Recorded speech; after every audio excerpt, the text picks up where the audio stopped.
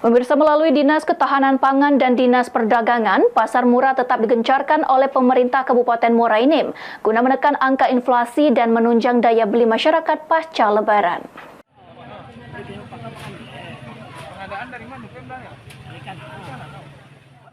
Bekerja sama dengan Bulog dan stakeholder, pemerintah Kabupaten Muara Enim masih gencar menggelar pasar murah di sejumlah titik agar masyarakat lebih mudah menjangkau dan cepat mendapatkan informasi terkait pasar murah.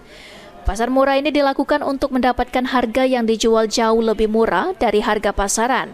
Di antaranya beras yang harganya per 5 kilo Rp54.000, sedangkan di pasar dijual dari harga Rp60.000 hingga Rp80.000 per 5 kilogram. Di pasar murah yuk. Beli beras. Berapa banyak? 2, kantong 108. Murah di bazar sih. Di pasar murah kayak ini. Kalau 5 kilo ini yang platinumnya hampir 75-85. Kalau yang biasanya 65. Ini lebih murah 54. Tadi nak beli telur tapi habis. Telat beli minyak. Telat. Besok lagi kalau ada tiap hari.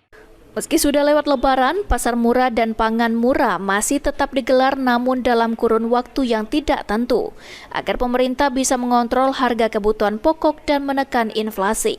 Mardiansyah, PAL TV.